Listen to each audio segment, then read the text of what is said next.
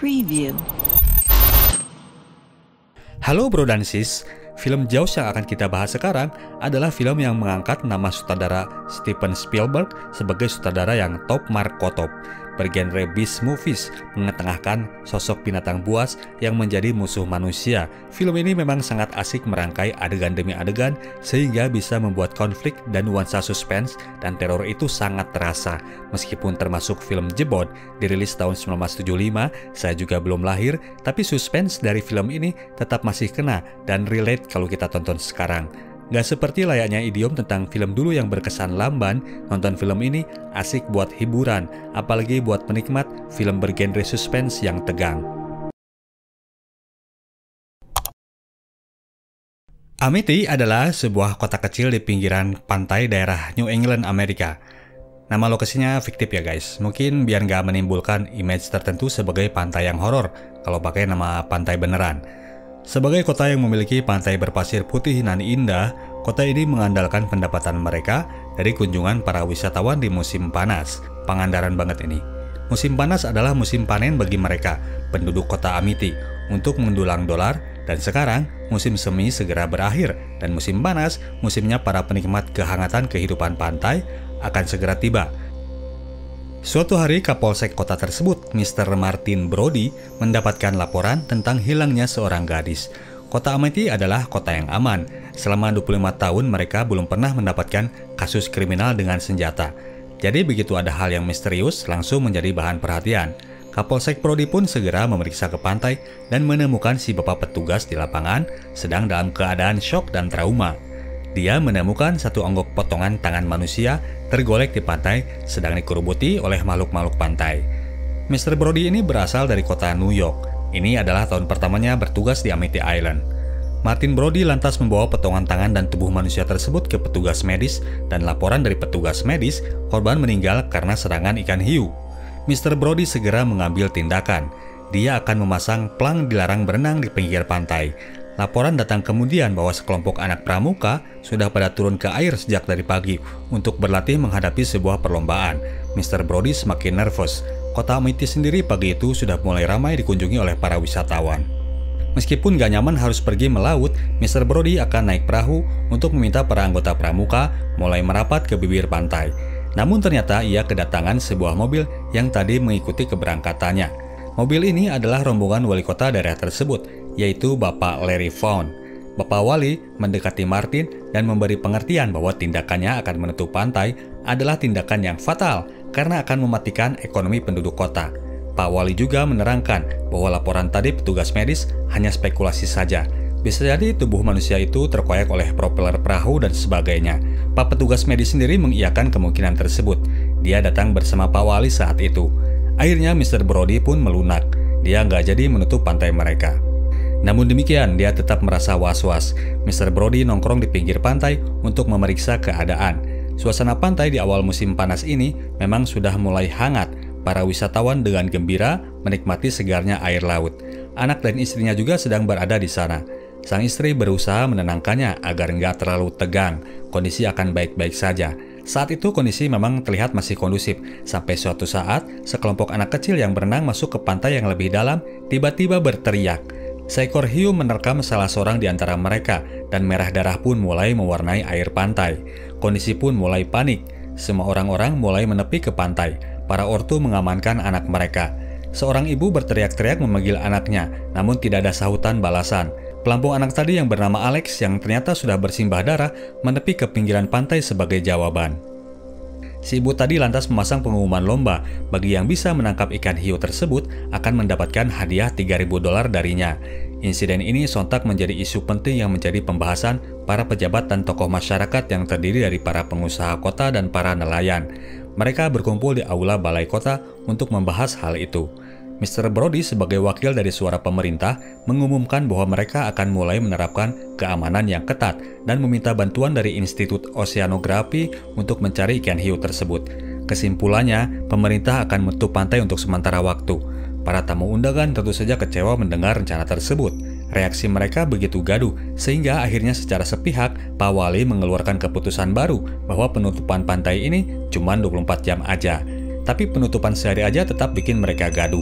Seseorang dari hadirin yang bernama Mr. Quinn kemudian menyela pembicaraan. Sebagai pemburu hiu profesional, dia menawarkan diri untuk menangkap ikan hiu ganas ini, tapi dia minta $10.000 atas jasanya. Pak Wali mempertimbangkan pengajuan tersebut. Pantai pun mulai ditutup. Malamnya, 2 orang nelayan yang penasaran ingin mendapatkan $3.000 mencoba untuk menangkap hiu tersebut.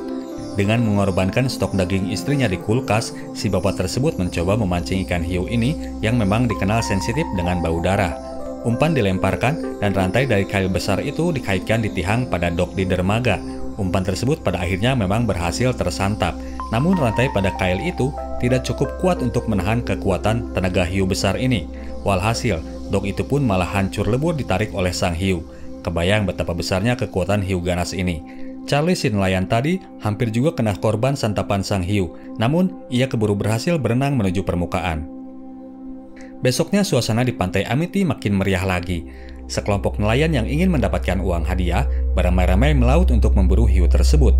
Saat itu pula Matt Hooper, ilmuwan yang dikirim oleh Institut Oceanography, tiba dengan perahu botnya. Dia langsung merapat ke Kapolsek Brody dan meminta untuk melihat bukti tubuh korban. Matt Hooper memeriksa, korban memang meninggal akibat dari serangan hiu yang diameter mulutnya sangat besar.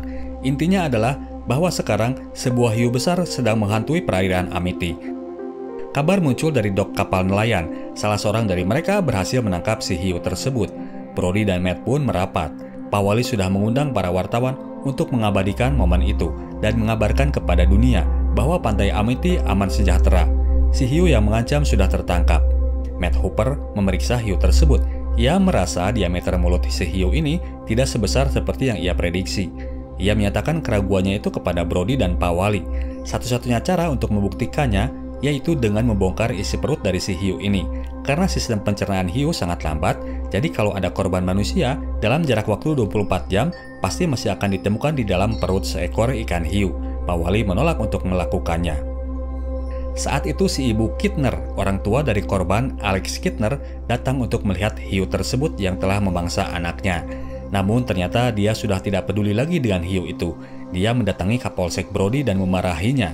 Ibu Kittner tahu bahwa Pak Kapolsek ini mengetahui kabar akan adanya seekor hiu ganas, namun kemarin ia malah membiarkan orang-orang berenang di pantai.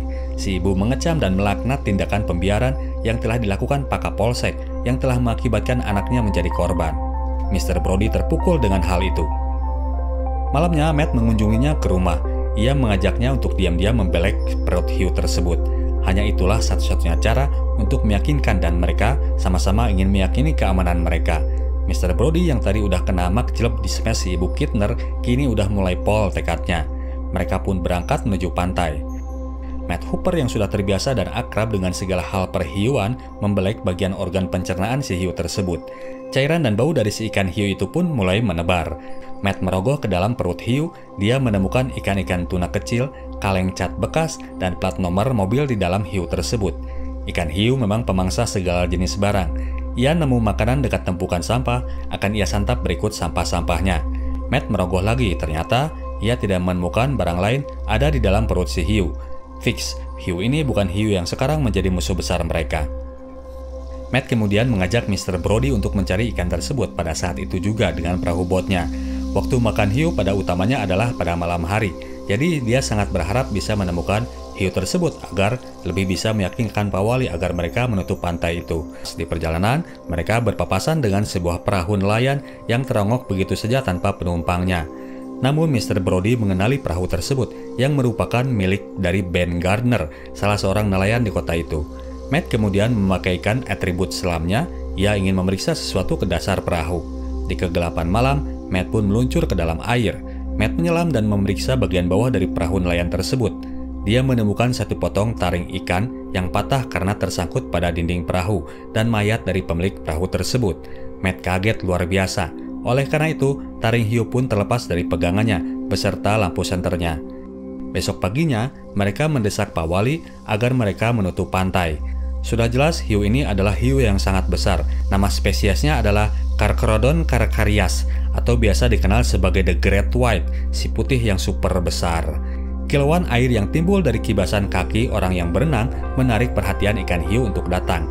Oleh karena itu, kondisi saat ini benar-benar darurat. Mereka tidak boleh membiarkan ada orang yang terjun ke perairan. Pak Wali masih berat untuk menutup pantai. Lagian mereka tidak membawa bukti dari fakta yang tadi malam mereka temukan. Kali ini pertengkaran mereka sangat sengit.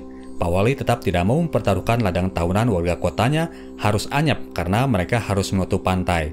Dia tetap berkeputusan membuka pantai, dan urusan hiu ia serahkan kepada Matt dan Brody untuk mengurusnya. Sementara itu, pengunjung pun semakin membanjiri kota mereka. Sebuah perahu feri merapat dan membawa pengunjung dari berbagai tempat. Kalau ikan hiu itu tahu, pasti dia kegirangan melihat stok konsumsinya yang sangat melimpah. Mr. Brody dan Matt sibuk mengatur segala sesuatunya untuk mendukung keamanan pantai. Mr. Brody sampai menelpon Coast Guard Amerika untuk meminta bantuan armada pasukan. Para wisatawan memang membanjiri pantai, tapi mereka ternyata masih ragu untuk nyebur ke air. Laporan dari seorang reporter televisi ngungkit-ngungkit soal insiden korban ikan hiu tempo hari. Zaman dulu, kabar berita memang tidak menyebar secepat zaman sekarang, yang bisa langsung live via HP warga kalau sebuah insiden terjadi. Pak Wali jadi gemes melihat hal itu. Ia membujuk seseorang untuk terjun ke air dan meyakinkan bahwa kondisinya sekarang sudah aman. Kedua sepuh itu pun mau untuk terjun ke air. Para wisatawan lainnya akhirnya mengikuti. Penuhlah kini perairan pantai Amity dengan para perenang, tua dan muda. Namun kemudian para perenang dikejutkan dengan beredarnya sebuah sirip ikan hiu yang nongol di permukaan mengitari mereka. Para wisatawan pun panik dan segera berenang ke tepian untuk menyelamatkan diri. Suasana menjadi ricuh mengarah ke suasana chaos. Pasukan Coast Guard pun memburu ke arah sirip hiu itu berada dan menodongnya. Ternyata itu adalah mainan sirip hiu yang dimainkan dua orang bocah sebagai iseng buat nakut-nakutin orang. Kedua bocah ini pun langsung diamankan. Kemudian muncul teriakan lain dari seseorang di ujung pantai barat. Seorang tante menunjuk akan kehadiran seekor hiu. Kini semua orang udah nggak begitu reaktif seperti tadi karena dikira pasti itu isengan orang lagi. Mr. Brody pun malas-malasan menghampiri spot tersebut meskipun di situ sebetulnya anak-anaknya sedang berada. Namun suara teriakan Simba makin kencang dan memang benar adanya. Hiu tersebut beredar melipir ke pantai yang lebih sepi. Sebuah perahu dayung yang berpenumpang seorang mas-mas terbalik di seruduknya, dan pada akhirnya si mas itu sendiri kena terkam. Memerah lagilah perairan pantai Amity oleh darah. Mr. Brody dan istrinya panik luar biasa karena Michael anak mereka sedang berada di lokasi tersebut. Akhirnya mereka pun selamat dan Michael dibawa ke rumah sakit untuk dipastikan kesehatan jiwa dan raganya. Di rumah sakit ini, Mr. Brody ketemu dengan Pak Wali. Kali ini Mr. Brody tidak ada kompromi. Dia mendesak agar Pak Wali mau menandatangani surat kontrak mereka untuk menyewa jasa Mr. Quinn, sang pemburu hiu. Pak Wali yang mengetahui bahwa anaknya Mr. Brody hampir menjadi korban, ia pun merasa bersalah. Akhirnya ia mau mendatangi surat kontrak tersebut karena sebetulnya anaknya pun tadi berada di pantai dan ia kini merasa ketakutan. Pertemuan pun dilakukan di rumah Mr. Quinn, sang pemburu hiu yang eksentrik. Mr. Quinn ini memproduksi barang souvenir yang terbuat dari rahang ikan hiu. Si bapak ini menyetujui kontraknya dengan catatan ia yang pergi sendiri. Dia nggak mau ditemani. Setelah berdebat, akhirnya Mr. Quinn setuju, asalkan dia tetap bertindak sebagai kapten kapal. Tim pemburu ini pun bersiap-siap untuk berangkat. Mr. Quinn dengan alat berburu yang sederhana, sedangkan Matt membawa berbagai perangkat modern pemburu hewan buas di lautan. Mr. Brody diantar oleh istrinya dan diminta agar berhati-hati. Kapal orka milik Mr. Quinn meluncur menuju perairan. Siang itu mereka masih gagal mendapatkan buruannya. Umpan ikan-ikan kecil yang lumer darah sudah ditebar dan Kyle pun sudah tertarik. Tapi masih bukan si hiu besar yang nampak di hadapan mereka. Di sini selalu terjadi pertentangan antara Mr. Quinn yang mengandalkan pengalaman dan instingnya dalam berburu dengan Matt Hooper yang segalanya selalu berbasis analisis keilmuan. Namun demikian sebagai kapten, Mr. Quinn tetap pegang kendali. Lepas tengah siang, masih belum ada tanda kemunculan sang hiu buas. Mr. Quinn kembali memerintahkan Mr. Brody untuk menebar umpan. Ikan-ikan mentah lumer darah yang bau tentunya. Sambil ngedumel, Kapolsek yang turun kasta jadi anak buah kapal ini melemparkan umpannya. Ketika kemudian, secara tiba-tiba, kepala hiu besar itu nongol di permukaan air melahap umpan-umpan tersebut. Mr. Brody kaget alang kepalang. Dia nggak menyangka hiu tersebut akan sebesar itu.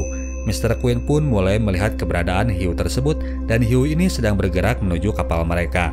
Sang hiu rupanya bergerak mengitari bot mereka. Mr. Quinn segera mengambil senapannya. Mr. Quinn mengambil posisi di ujung kapal. Dia menunggu sang hiu untuk kembali mendekat. Sementara Matt Hooper mengikatkan tali pada panah senapan agar terikat pada sebuah drum kosong. Meskipun hampir telat, akhirnya Sang Hiu pun berhasil ditembak menarik drum kuning dari atas boat. Dari situ, mereka pun mengikuti pergerakan drum kuning ini. Namun tidak lama pengejaran mereka harus terhenti. Drum kuning tadi terseret masuk ke dalam air dan tidak muncul lagi ke permukaan. Mereka menunggu sampai hari senja, hiu tersebut tidak muncul lagi. Trio ini pun melewatkan malam di dalam kapal.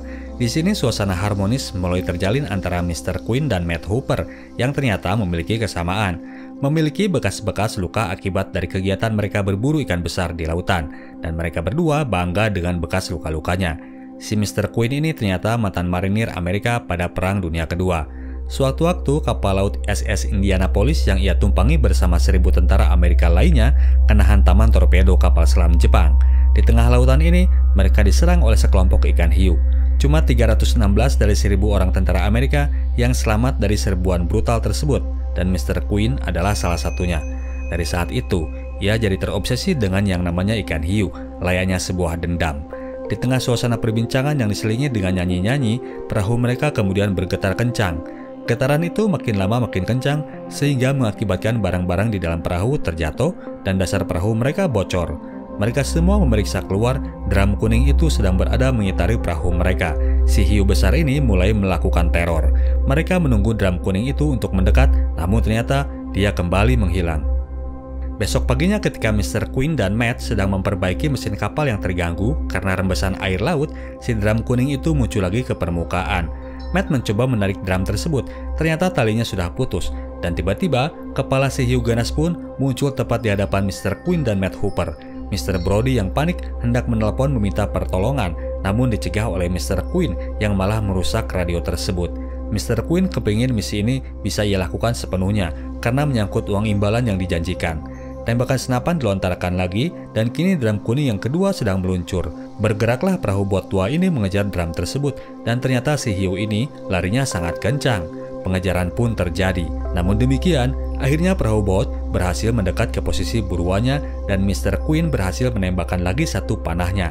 Luar biasanya, meskipun sekarang sudah 2 drum yang menempel di badannya, si hiu ini tetap masih bisa nyelam dan menghilang dari pandangan mereka.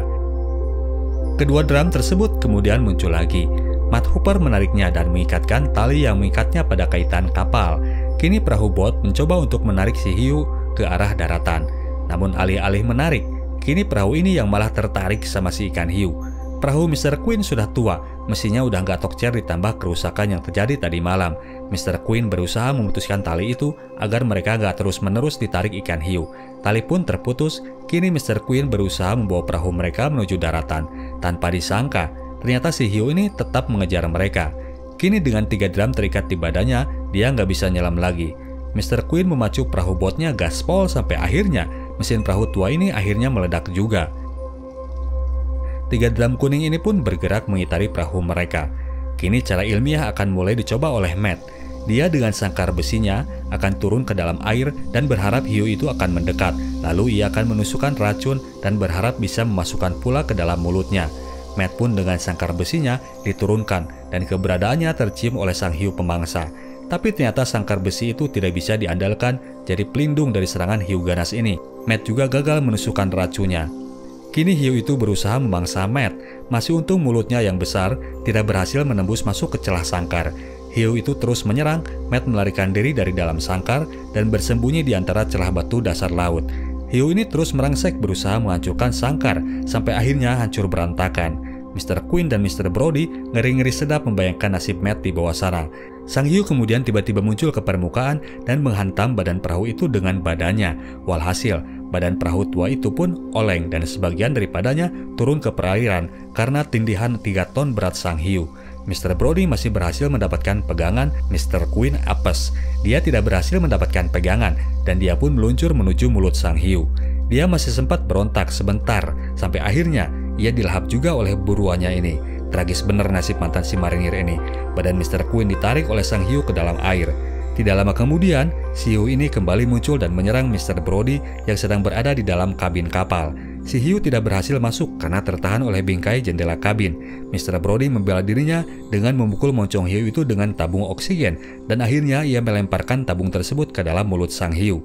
Hiu itu pun mundur, Mr. Brody segera keluar dari kabin dan mengambil posisi di atas tiang kapal. Berbekal senapan Mr. Quinn tadi, ia berusaha membidik tabung gas yang masih menempel di mulut hiu. Beberapa tembakan dia lepaskan sampai akhirnya pada tembakan kelima ia berhasil menembak tabung tersebut di mulut hiu. Meledaklah tabung tersebut di dalam badan sang hiu dan memerah lagilah perairan laut Pulau Amity. Kali ini bukan oleh darah korban, tapi oleh darah sang hiu itu sendiri. Tidak lama berselang, Matt Hooper yang melihat hiu yang meledak tadi muncul menuju permukaan.